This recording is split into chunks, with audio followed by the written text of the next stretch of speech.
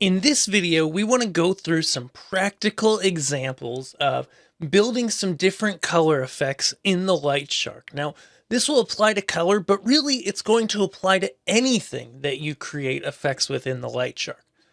So I've gone here and I've simply made a grid of these Mac Aura moving wash lights. Now, this could be any type of light. This could be a pixelated strip light. It could be a conventional mover like this, PARS, doesn't really matter.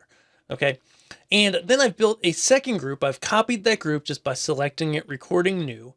And in this group, I've set up my layout by edit group the way that it looks here in the visualizer.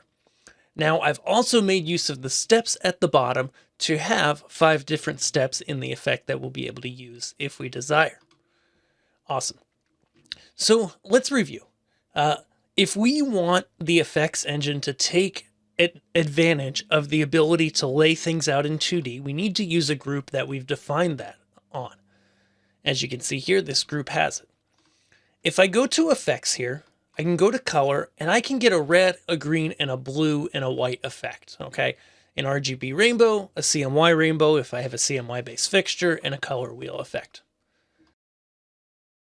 If I bring in the red effect and then I go ahead and I turn off my other colors really quick, so we can see this effect happening.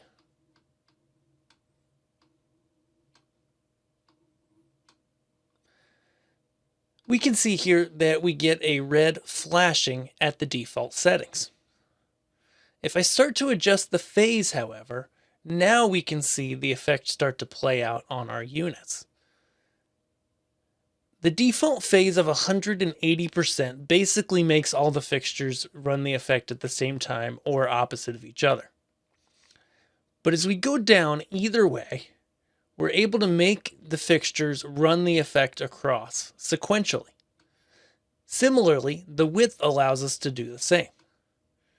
Now, even here in just the basic effects here, where the width again is making the lights do the effect further apart or closer together, we can use any of these different shapes. And so we get the basic side to sides, we get the diagonals, and with a grid of lights, it looks really cool.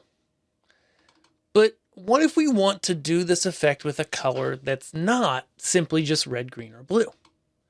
Let's select our lights and go into the advanced effects editor.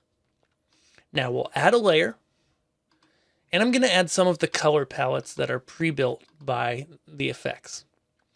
So here, for example, let's just do a red, blue effect. Okay, those are nice contrasting colors. If we bring those in, by default, the offset is 180 degrees. And if I click on my group right here, I will see that that phase, rather, is 180 degrees, okay? But as I move that phase, I'm able to go across, or if I change the direction, down all of my fixtures. As you can probably see, this will translate really well to pixel bar type lights or any lights that are in columns or rows like this.